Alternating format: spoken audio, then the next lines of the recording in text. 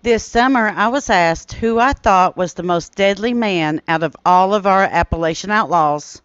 Well, it kind of depends on how you want to stack them up. This list has been compiled by the following qualifications. They could not be an actual leader of an ongoing feud, even though they could be a leader of a gang.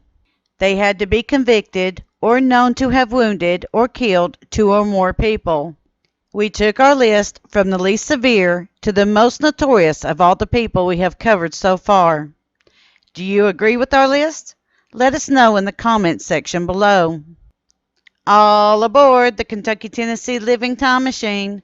Please fasten your seatbelts and keep your arms and legs inside of the vehicle at all times. But to get going, we need your help. We still need to fire up that time machine to transport us. Please help us by clicking on the like, subscribe, and bell notifications down below. Not only does this fire up the time machine, but it convinces YouTube that we need a bigger time machine to reach more people who love history as much as you do. Now, back to our story. Number 8. Curtis F. Jett, the wild dog of the mountains. Born into a feuding family, Curtis F. Jett learned how to carry on the tradition from a very early age. The feud that his family was involved in is called the Jett Little Feud of Breathitt County, Kentucky. Curtis F. Jett was a hired hand for the Hargis faction of the Hargis-Cockrell feud.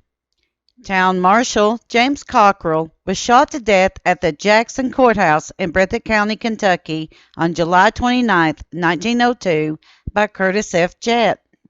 He would be given a death sentence for his crime of killing James Cockrell and released by the governor of the state of Kentucky, only to kill J.B. Markham at the courthouse steps on May 4, 1903, only a few steps from where Cockrell had been slain. Jett would later confess to both of these crimes, as well as being part of a murder plot to kill Dr. Cox. Jett would be released from prison in 1918 as he was a model prisoner and he got a certificate to teach Sunday school. He would live out the rest of his days preaching the gospel. Curtis F. Jett would die on February 3, 1956 at the age of 80 years old in Richmond, Virginia. He would be buried at the Doylesville Cemetery in Doylesville, Kentucky. Number 7. Clifton Branham. While there is no actual photographs of Clifton Branham that survive to this day, the picture that is used is an artist rendition of him using his brother George's likeness for a template. Clifton Branham started out his life as a happily married man to his cousin Nancy Nan Branham. They lived in wedded bliss for 8 years and had 4 children together. When a baby girl died at the age of 3 years old, the family fell apart. Branham then began drinking and running around with other women. When he heard that Clell Adams was killed by his brother-in-law, Rand Smallwood, Branham did not take the news very kindly.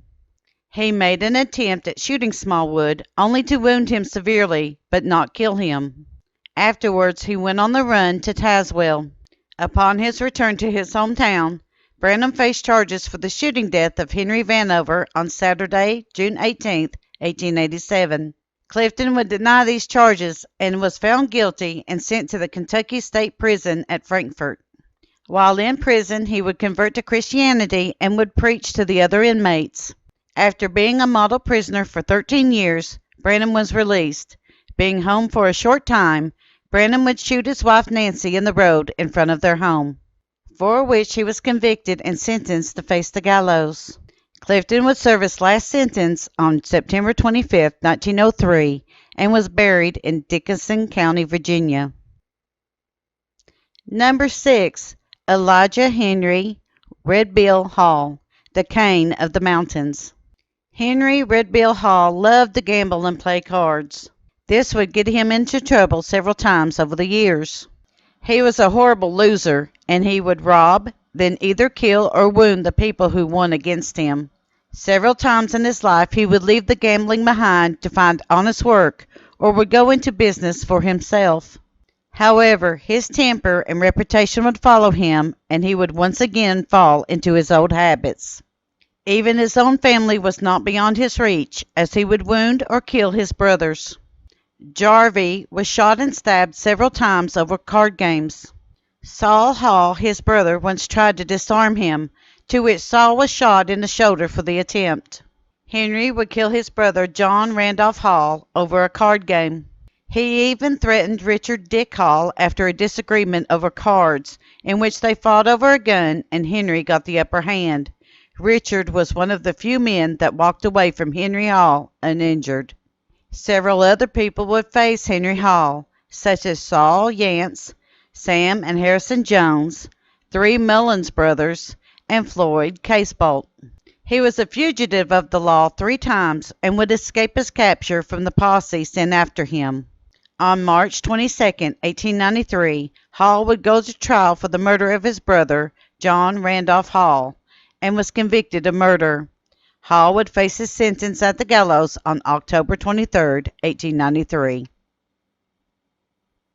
Number 5. Clell Adams, the deadliest deputy in Letcher County, Kentucky. Clell Adams would become a deputy of Letcher County, Kentucky while he was still in his teen years. His job was to escort prisoners from the Whitesburg Jail in Letcher County, Kentucky to the Wise County Jail in Wise, Virginia, or escorting them in the opposite direction. While escorting some of the prisoners, he would stop on top of Pine Mountain and ask them, quote, "Do you want it running or standing?" Unquote. Family tradition holds that he killed as many as 7 men in this fashion before he turned the age of 21 years old. Also, after killing these men, Clell would go to sleep at night and not lose a moment of rest over doing so. Adams would die at the hands of his brother-in-law, Rand Smallwood, while he was attending a funeral sometime within the last 2 weeks of February to the first week of March of 1885. He was just in his early 20s. His grave is said to be at Pine Gap, Kentucky, and is covered with a cement slab with his name and date of death scribbled upon it.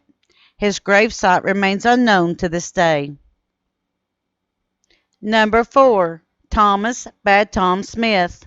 Thomas Smith was well known in the area to be a very accomplished folk singer and writer of folk songs. He was orphaned at just 5 years of age and given over to whichever relative wanted to keep him at that time. His brother Bill and himself were known to have committed petty larceny and delinquency and got into his first feud when he was just 20 years old. Known as a hired hand for the French faction of the French Ever-So feud, Smith would confess and be held responsible for the deaths of 7 men during the feud and Dr. Rader after the feud. Those 7 men were Joe Hurt, Joe Ever-So, Nick Combs, Ambrose Ambergy, Shade Combs, Robin Cornett, Jake McKnight, and involved a plot to kill Judge Combs. He would be indicted for several of these crimes, but either the magistrate was unwilling to pursue a trial or the records became lost during a fire that burned down the courthouse. He would move to Breathitt County and take up with Catherine McQuinn. Together they hatched a plot to rob Dr. Rader, who was shot dead that night. Because he set up Dr. Rader for robbery and murder, he later faced the gallows for this crime. Before his death, Smith would not only confess to the murders, but he would lay the ones that he committed during the French Ever-So feud on B.H. French. On June 28, 1895, Thomas Bad Tom Smith served his last sentence at the gallows. Number 3. The notorious Kinnie Wagner. Kinnie Wagner would be known for the murder of 5 police officers and the wounding of 2 more police officers and the shooting deaths of 2 other men. When Wagner was just 14 years old, he ran away to join the circus and became the sharpshooter and bronco buster expert. He would leave the circus and move to Meridian, Mississippi to work for a logging company. While there, he ran moonshine for one of the town deputy sheriffs. The FBI showed up to bust up the operation. Wagner was arrested for petty larceny. He escaped the jail and stole a horse. Upon the rearrest, Wagner shot and killed Greene County Sheriff's deputy Murdoch McIntosh. Wagner ran to Kingsport, Tennessee, where he was spotted by the local police force. He had a shootout with Kingsport police officer John Smith, Sullivan County Deputy Sheriff Hubert Webb, and Officer George Frazier. Both Smith and Webb were killed, and Frazier was wounded. Wagner would turn himself in at Waycross, Virginia, and be sentenced to death. Once again, Wagner would escape and run to Mexico.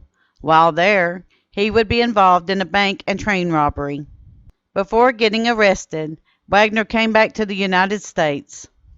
Shortly afterward, he would kill Sam and William Carper in a shootout. Once again, Wagner would turn himself in, this time to Acting Sheriff Lily Barker and her posse.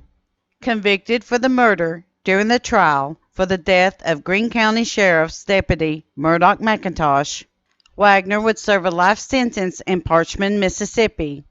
He would make several successful escape attempts, only to be recaptured. One such recapture took place on November 18, 1940, by the FBI in Gate City, Virginia. Wagner would die of a heart attack in Parchman Prison in Sunflower County, Mississippi, on March 9, 1958, at the age of 55 years old. He was laid to rest at the Mountain View School Cemetery in Gate City, Virginia. Number 2. Bad Lewis Hall. It is said that Bad Lewis Hall killed 22 men. There are accounts of a few of these. In a dispute, Hall would kill David Hall, but was acquitted of the crime on the basis of self-defense.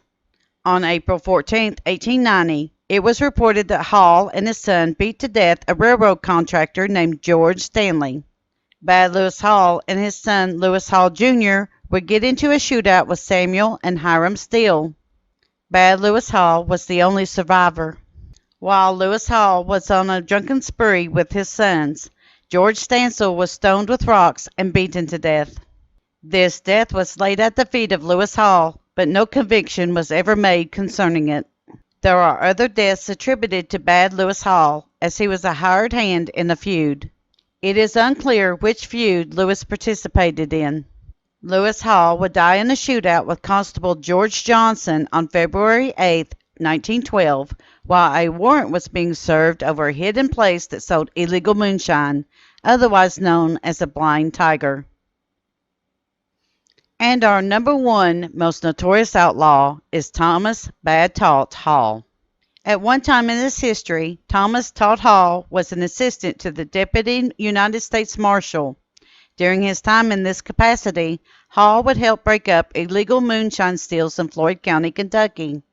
He would soon run foul of the law, as he would kill Henry Maggard for taking the Union side during the Civil War after the war had ended. He was acquitted for this murder at the time, but would confess to this action before his death. He was suspected in the deaths of 19 men in Perry County, but was never charged for these deaths. He was also acquitted of the murders of Daniel Pridemore in 1875, Nathaniel Baker in 1881, and was convicted but never served time for the murder of his brother-in-law, Henry Triplett, in 1882. Sometime in 1885, Hall killed Mac Hall, his cousin, and Ab Little, but never faced charges over these murders. In June of 1885, Hall would either kill or have killed Frank Sayers for his wife and property. He would face several shootouts with Clabe Jones over this action. He would be severely wounded, but would recover. The conflict between Jones and Hall would escalate and involve John Wesley Bad John or Devil John Wright and Deputy Sheriff Dolph Drawn. Hall would slip the grasp of Drawn and Jones and would kill Elkerton Turner over the Turner-Sizemore feud. Hall would then travel to Norton, Virginia, where he would face off against Police Chief Enos B. Hilton on July 14, 1891. Hilton would be shot and killed over trying to arrest Miles Bates, to which Hall would come to his rescue. Hall would escape to Memphis, Tennessee, where he was later identified by a police officer named Pride. He was brought back to face charges by Hilton's widow and Dr. Marshall Benton Taylor, who was acting as a U.S. Marshal at the time. He was convicted of first-degree murder of Hilton and faced the gallows on September 2, 1892. He was 42 years old. To this day, his exact gravesite remains unknown, but it is located on a knoll in the cemetery located on Store Hill in Dunham, Kentucky. In future videos, we hope to do more of these countdowns. We hope that you agree with our list and how we divided them up. Do you agree with us, or do you think that we could have added someone into the mix? Let us know in the comments down below. Thank you. We at Kentucky, Tennessee Living would like to thank you for watching our first video series on the Appalachian Countdowns. Don't forget to hit that like button, as the more likes we receive, the more likely YouTube is to suggest our videos to other viewers. Also, to receive notice when we upload a new video, be sure to subscribe and click the bell notifications. We thank you for continuing to support Kentucky, Tennessee Living as we are discovering the mysteries of Appalachian history.